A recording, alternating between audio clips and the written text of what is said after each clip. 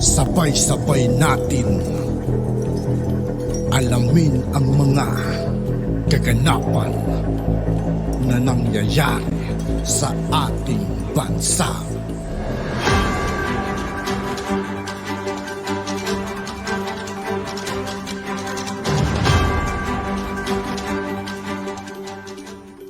Yo, what's up mga kaibigan? This is I2K po again. Ngayon nandito ulit tayo sa channel ni Pinas News Insider. Dito ulit tayo magbibigay ng komento at reaksyon. Pero bago ang lahat ng yan mga kaibigan, sa lahat ng hindi pa nakasubscribe kay Pinas News Insider, mag-subscribe na po tayo at huwag nyo rin pong kalimutan mag-subscribe dito sa aking channel. Simulan na natin mga kaibigan, let's go! Sultan na po.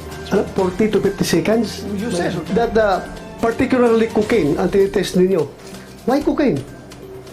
Yun po yung hiningi niya Hiningi ni nung pasyente, sinong pasyente? si Marcos po. President Marcos.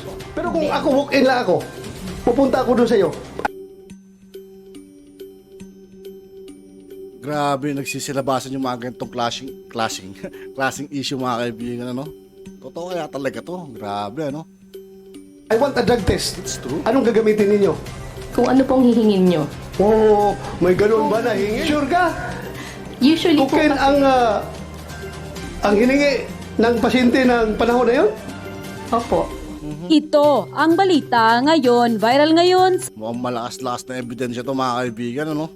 sa mundo ng social media. Ang di umano'y balita, kumuha sa resulta ng drug test ni BBM noon, umarap na sa pagdinig sa Senado. Pero bago ang lahat, kung bago ka pa lamang sa aming channel, please huwag kalimutang mag-like, subscribe at i-click ang notification bell para mas maging updated ka palalo sa lahat pa ng bagong video na i-upload namin. At eto na nga mga kababayan, sa pangatlong pagdinig ng Committee on Public Order and Dangerous Drugs tungkol sa PIDEA leak, kung saan imbitado ang St. Luke's doctors na gumawa ng test ni BBM noon sa ipinagbabawal na gamot. Kung ating matatandaan, ang tila pag-question sa naging resulta ng nasabing test, kung saan sinabi ni Morales bakit hindi questionin ang naging resulta ng test ni BBM noon, kung bakit lumabas agad ang resulta ng 2 minutes lang. Na ayon sa head ng drug testing laboratory ng St. Luke Hospital, ito ay posible sapagkat pwede namang lumabas ito sa pamamagitan lamang ng 2 minutes and 54 seconds. Base sa naging resulta ng test ni BBM noon sa ipinagbabawal na gamot, magpapaliwanag pa ng doktor, yung sinasabi nilang 5 minutes, yun po yung maximum time na inaalaw nila na lumabas ang resulta ng drug test. At ipinaliwanag din ito na pwede nang malaman ang resulta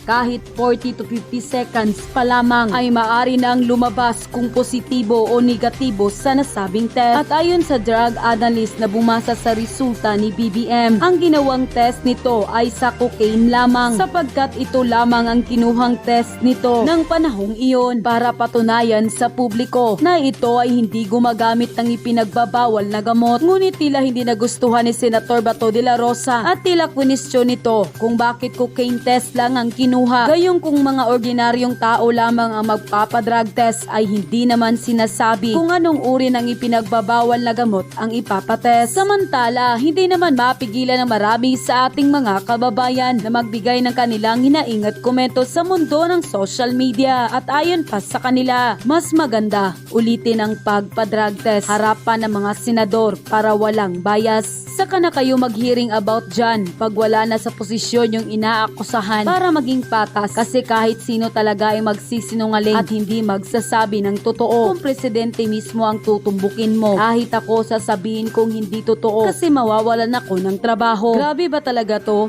Dapat gisahin nyo ng malalim ang mga doctors na yan. Kaunti lang ang itinanong. Grabe na talaga tong gobyerno na to. Senator Bato, wag kang matakot, gawin mo ang trabaho mo. Dapat dyan mismo sa Senado gawin ang drug test para magkaalaman na. Huwag nang patagalin pa yan lahat. Masasayang lang ang pera ng taong bayan. Diyos ko, grabe ang bilis ng resulta. Mukhang scripted ang galawan mo, doktora. Nagtatanong lang po, nabayaran ka na rin ba? Grabe, kita sa mukha mo, nakabado ka. Parang may tinatago ka. Senator Bato, gamitan mo ng kamay na bakal ang Senado. Huwag kang matakot. Isahin mo pa ng malalim ang mga doctors na yan. End quote. Mr. Chair, Thank you very much. Pwede natin unahin yung St. Luke's, baka habang hinihintay natin yung ating witness. Yes, unahin natin yung St. What Luke's. about St. Luke's? Anong tanong natin dito? Ha? Tungkol dun sa Drug test na? time ano? Yung 2 minutes na drug test. Yes. Sino yung nagsabi ng 2 minutes? Ikaw yun, Morales. Oh, St. Luke's. Your Honor, yun yung nakalagay doon sa sa report doon. Yes, nabasa ko. Thank you. St. Luke's. St. Maybe Luke's natin. Doktora, no? Yes, sir. You were the one who signed this? Yes, sir. Can Digital. you just explain before the committee ano raw yung kino-complain lang yung 2 minutes lapse or 2 whatever? minutes and 54 seconds. Yeah, before you answer the question, please introduce yourself para malaman namin yung qualifications mo, ma'am. Please Good go ahead. morning po. I am Dr. Maria Cecilia Lim. I am the laboratory head of the drug testing. Before that, Doctor, I'm sorry to interrupt, Mr. Chair. Can we have our surprise witness be seated here? And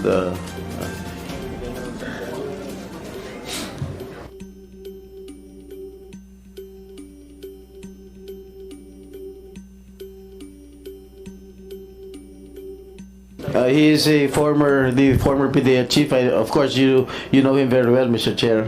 Yes, in fact, another former PDEA chair here, PDEA Director General, General Kakdak, may former senior officer in the PNP. Kahit na may sakit siya, pumunta siya dito. Inoperahan siya sa likod, pumunta siya dito. So, thank you, sir, for coming over. Thank you. You did not let me down. Thank you, sir, for the invitation. And also, my upperclassman, the former officer of the PNP, General Pilisardo Serapio. Sir, thank you. Again, you didn't let your underclassman down. Thank you for coming over. Salamat, sir. Chairman, point Yes. of order, Mr. Chairman. Ha? Point of order. Yes, go ahead. Where do we start? With the surprise or... St. Luke's muna. St. Luke's muna. Please continue, ma'am. At saka yung... sige. Go ahead. Continue. St. Luke's. So, head po ako ng drug testing laboratory ng St. Luke's Medical Center, Global City. So, yung 2 minutes and 54 seconds po, kaya po talaga ng drug testing kit. Mabilis pong lumabas yung resulta. Yung mga sinasabi po nilang 5 minutes, yun po yung maximum time na i-allow namin na lumabas yung line ng drug test. Pag lumabas po yung linya, hindi na humawawala yun, negative na kayo. Pero yung naghihintay kayo na mag-a-appear yung linya, hanggang 5 minutes po yung maximum. So, we can get, 40 to 50 seconds, may resulta na po. 40 to 50 seconds, may resulta na. So, yung doubt nila na 2 minutes so fast is not improbable and is not impossible. Correct, sir. Correct? Yes, sir. Okay, we May have the linya ba answer. lumabas, Doktora?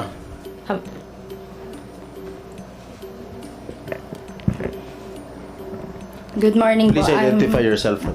I'm Jereza Reyes, the drug analyst from St. Luke's Medical Center, Global City. So, as the analyst po, yes, may lumabas po na line.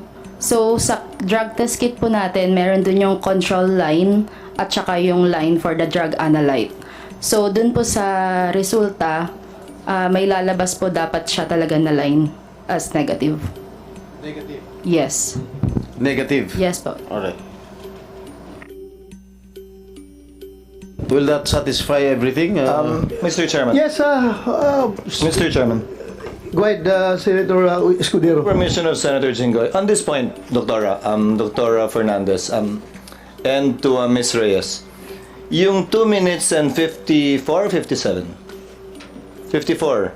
Ito yung oras na lumipas mula nung inilagay yung sample dun sa makina hanggang lumabas yung resulta. Tama po ba? Sir, hindi po makina. Ito po ay drug test kit para pong pregnancy test kit or So, parang para yung ginaganon-ganon? COVID. Hindi naman po. Ida-drop mo lang yung urine sa one end, tapos hihintayin mo na lang siya. So, wala hindi po makina. ito yung kabuuang proseso ng kinuha yung urine na 2 minutes lang. Yung transaction time po is the specimen collection. So pag abot po nung sample, tapos gagawin na niya. At yung rule ng DOH, hindi pwedeng lumampas ng, Wala pong rule ng DOH. hindi pwedeng mas mabilis kesa, ano yung 5 minutong binabanggit niyo po kanina? Yung drug test kit po na ginagamit namin, hanggang 5 minutes po pwede niyong basahin. Now, I remember the press con of then Executive Secretary, no, he was not yet Executive Secretary at that time, he was about to be, Vic Rodriguez. Sabi niya, tinest daw po sa lahat ng uri ng droga. Ano-ano pong klase ng droga tinest o lahat po ba kasama? Kanino po? Kay Yung test po na ginawa ninyo, cocaine lang po ang pinagawa. cocaine lang po ang pinagawa. Opo, Hindi po kasama ang iba. hindi po. Yung resultang yun po ba isinapubliko? Ano daw? I saw it on GMA, read it on in the papers. The results of the drug test. Is what? If I may Nanggaling answer, po sa amin? if I may answer, Senator Cheese, this was widely publicized in 2021, if I may recall, if my memory serves me right. So it was publicized, ma'am. It didn't come from St. Luke's. It We do came not from know. the person tested. So, Personally. Mr. Senator Chis, yung drug test na ito na pinag-usapan na ito, yung sinabi ni Executive Secretary Rodriguez, this pertains to the drug test that you made on the former Senator Bongbong Marcos? Yes. Yung ba ibig mong sabihin? Yes. Opo. Yan yun? Opo. So, you said that particularly cocaine ang tinitest ninyo. Why cocaine? Yun po yung hiningi niya Hiningi ni nung pasyente. sinong pasyente? Si Marcos po. President Marcos. Then Senator Marcos. Yun ang gusto niyang hingin about cocaine. yun po lang ang So, hiningi niya. your laboratory is capable of tracing cocaine residues dun sa ihi ng pasyente. Yes po. So, iba yung ginagamit nyo sa cocaine, iba yung ginagamit nyo sa sebo. Iba rin Iba po. gagamitin ninyo sa marijuana. Am I correct? Opo. Pero kung ako, walk-in lang ako, pupunta ako doon sa iyo, I want a drug test. Anong gagamitin ninyo? Kung ano pong hihingin nyo. Oh, may ganun ba na hingin? Kasi lahat ng tao dito sa Pilipinas magpa-drug test. Hindi ba nagtatanong na i-test nyo ako sa cocaine? I-test niyo ako sa Cebu? I-test niyo ako sa marijuana? Wala. Pupunta ako sa inyo, magpa-drug test para pag mag-negative, dalhin ko yung dokumento, nag-apply ako ng trabaho. Yun lang naman ang ginagawa natin. Hindi naman kami nagre-request sa inyo ng i-test niyo ako sa cocaine. I-test niyo ako sa Cebu. I-test niyo ako sa marijuana. Hindi pupunta ako sa inyo. Please, conduct drug test. Oh, negative. Salamat. Dahil ko ito sa in-applyan ko ng trabaho. Oh, wala ako negative ako. Bakit in-specify na cocaine? Hindi. Sure ka? Usually Cocaine po kasi, ang hiningi ng pasyente ng panahon na yun? Opo. Mr. Chairman. Okay. Mr. Chairman. Thank you. Go ahead, Senator Chis. Since you're a PNP chief and we have a lot of police officers here, pag nag-a-apply ako para sa LTAP o permit to carry, required po ako mag-drug test. Di po ba? Yung drug test po na nire-require ninyo, yun po ba ay para sa lahat din ng uri ng droga? O hindi po? General Koy, Sino po pwedeng sumagot? Thank you, Your Honor, and good morning to our honorable senators. Yung requirement po for drug test, these are one of the requirements for people applying for driver's license, permit to carry firearms, yung ating license to own and possess firearms. Meron din pong required random testing for secondary and collegiate level student. Random testing Ang tinatanong ko po yung nag-a-apply para sa permit to carry firearms. Yes, kailangan po yan. Kailangan po ng Lahat po ba ng droga tinetest? shabu and marijuana po ang Oh, edi pag nagko-cocaine ako, apply ako ng lisensya, pwede. maring makalusot po kasi po yun po yung yun po yung To emphasize to the chairman's point, See that? So, for license to carry firearm outside of residence, ang tinetest lang po ng PNP ay shabu at marijuana?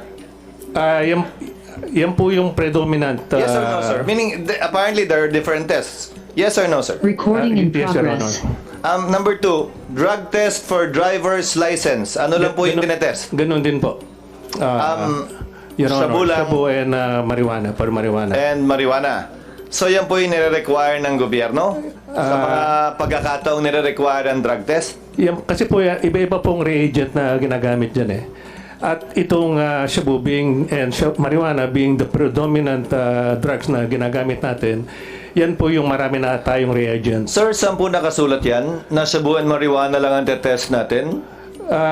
Wala naman po, pero yan po yung practice na ginagamit natin. No, on the part of PIDEA and especially on the part of the Dangerous Drugs Board, you are the part, especially the DDB, which is policy making. I think this fell into the cracks. Sino nagde-determine yung bumibili ng testing kits? Where is the policy coming from? Bakit sino nag-decide at nagsabing marijuana lamang at shabu? Meron pong dalawang test na ginagawa eh, yung screening and yung confirmatory. Pag nag-positive po yung sa first screening, ito po yung isa subject for confirmatory at Sir, dito po malalaman. Sir, I agree, sir, but my question is, where is it written na pag drug test required by government, whether for driver's license or for permit to carry firearm outside of residence, you only test for these two prohibited drugs? San po nakasulat yon? Sino nagbaba ng polisiyang yon? Sino nagdesisyon po nun? O nagkataon lang?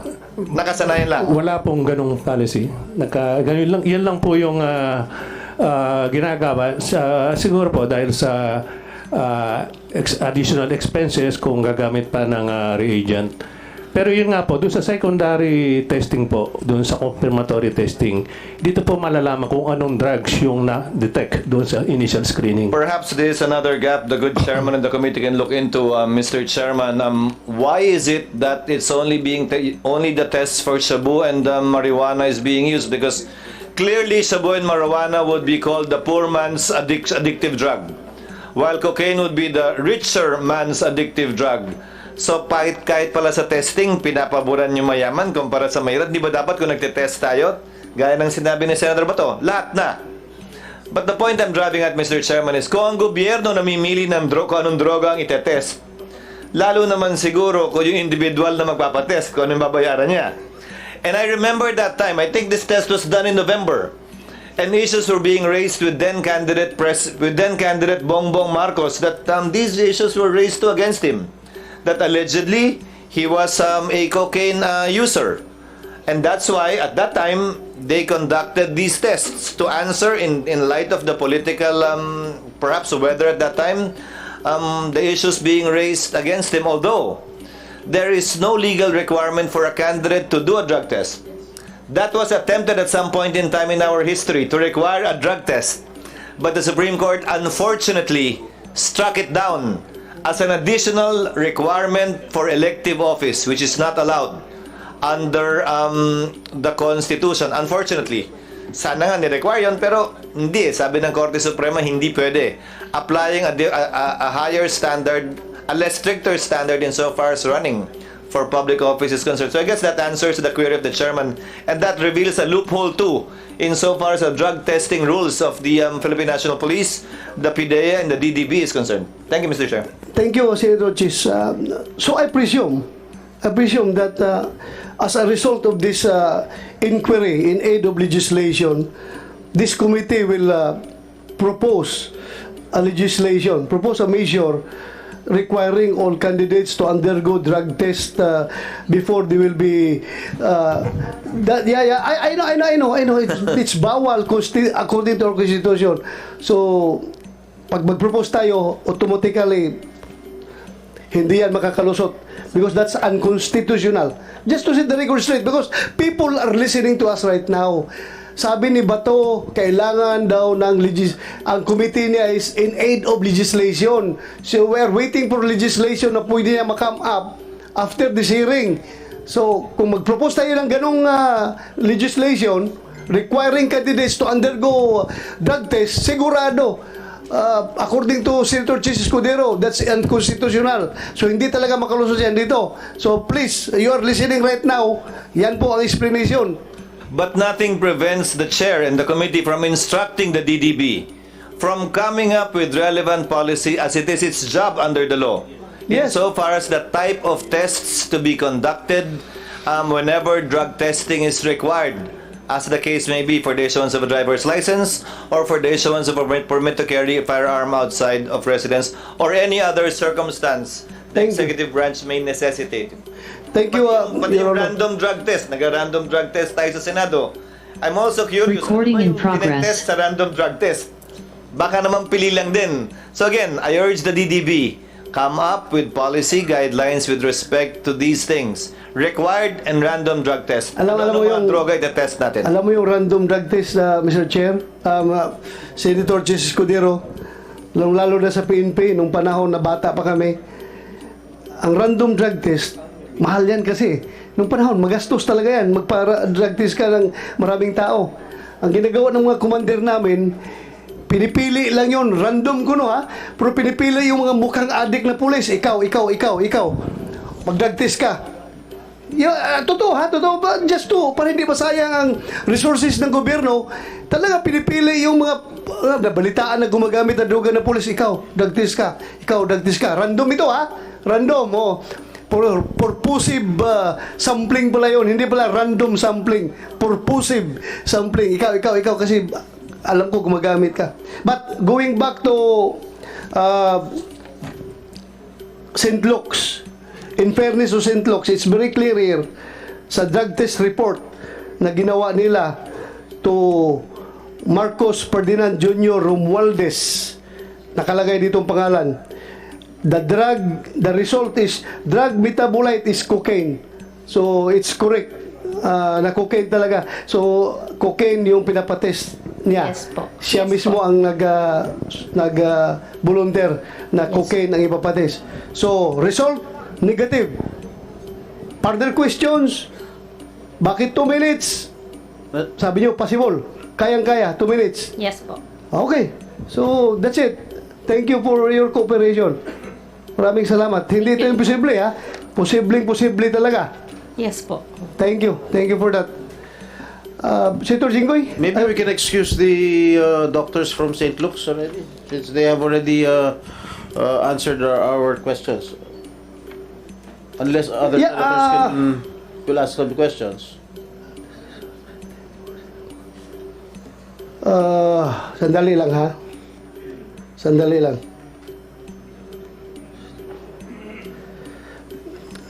Okay, Senator Jinggoy, if I may, your excuse, ma'am, kayong taga St. Luke's, the issue about you is already finished. Recording in Thank you. progress. Senator Jinggoy, before you entertain Senator Santiago, Senator Santiago, General Santiago, meron lang akong, kasi ito, continuation lang sa last hearing, yung tungkol dun sa CCTV sa loob ng bahay ni Morales. Gusto ko lang i-follow up before you entertain General Santiago. Maybe after dito sa Morales. Yes. Meron kang sinabi last hearing about yung video na kinukumbinsi ka ng mga tao o ng tao na to be silent, huwag na testify sa committee na ito. And you said it is covered with video. Yes, Your Honor. And Audio. ito lang sa akin, before I continue.